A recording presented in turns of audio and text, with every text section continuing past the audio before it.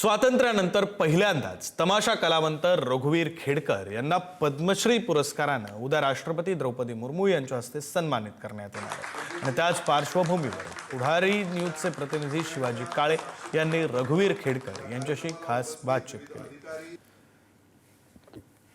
माझ्या मागच्या पिढ्याचं, माझ्या पिढीचं आणि येणाऱ्या पिढीचं ग्रामीण भागामध्ये जेव्हा टीव्ही नव्हते त्या काळामध्ये मनोरंजनाचं काम केलं, समाजसुधारणाचं काम केलं त्या तमाशाला।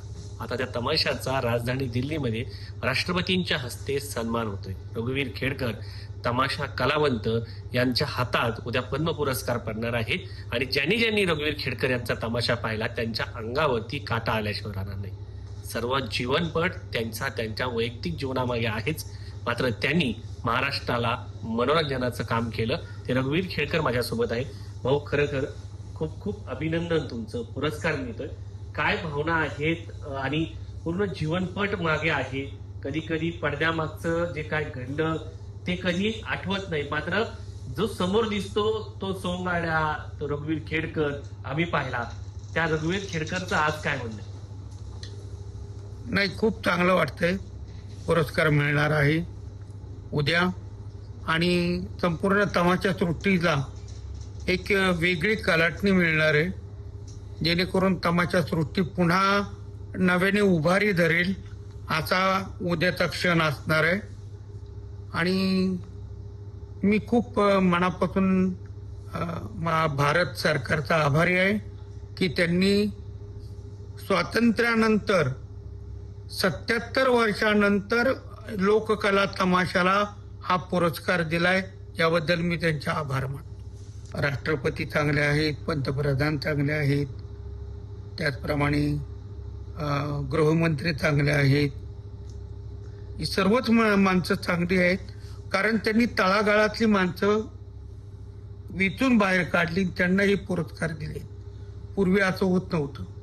पूर्वी मोठ्या लोकांचेच फक्त पुरस्कार व्हायचे, सिनेमावाल्यांचे, नाटकावाल्यांचे, मोठमोठ्या डॉक्टरांचे, मोठमोठ्या शेतकऱ्यांचे, मोठमोठ्या कारखानदारांचे, परंतु आमच्यासारख्या गोरगरिबांकडे कुणी बघत नव्हतं। परंतु या सरकारने तो पायंडा मोडून गोरगरिबाला जो हा पुरस्कार देत आहेत, ही सर्वात आनंदाची गोष्ट आहे।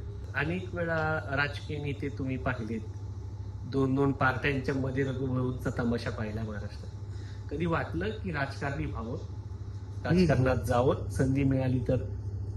नाही, मुळात माझं शिक्षण कमी असल्यामुळे मला राजकारणात इंटरेस्टच नव्हता। लहानपणापासून माझा इंटरेस्ट सगळा तमाशात होता। पण विधान परिषद वगैरे असं काही मिळालं तर? मिळालं भविष्यात तर बघू, संधी मिळाली ती घ्याल? हो, एकदा ते आव्हान स्वीकारायचंय। मला आव्हान स्वीकारायला तर आवडतं। मी एवढंच सांगू इच्छितो तरुण मुलांनी, तुम्हाला मोबाईल बघायचा तर पहा, काय हरकत नाही।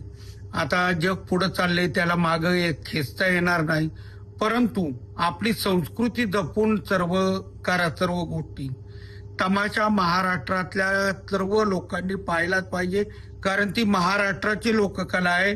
ती गुजरातमध्ये नाही, आंध्रामध्ये नाही, कर्नाटकात नाही आणि मुंबईच्या पुढं पाणी आहे, तिकडे काहीच नाही। म्हणजे ही कला कुठंपर्यंत आहे, फक्त महाराष्ट्रातच आहे। मग महाराष्ट्रातल्या प्रत्येक मुलाने दरवर्षी एक दिवस का होईना परंतु तमाशाचा कार्यक्रम पाहावा। धन्यवाद। दिल्लीचं तख्त राखतो महाराष्ट्र माझा। महाराष्ट्राच्या कलेला आज दिल्लीमध्ये मान सन्मान मिळतोय, तेही राष्ट्रपती द्रौपदी मुर्मू यांच्या हस्ते। त्यामुळं प्रत्येक मराठी माणसाचा बोर आज निश्चितपणे भरून येतो। खरं तर मागच्या पिढीने ज्यांचं मनोरंजन रघुवीर दादा यांच्या मार्फत झालं, त्यांच्या वतीने झालं, ते सगळे यांच्या ऋणामध्ये उत्तरदायी होत आहेत। आजचा हा दिवस अत्यंत आनंदाचा आहे। रघुदादा, तुम्हाला खूप खूप शुभेच्छा। पाहत राहा पुढारी न्यूज।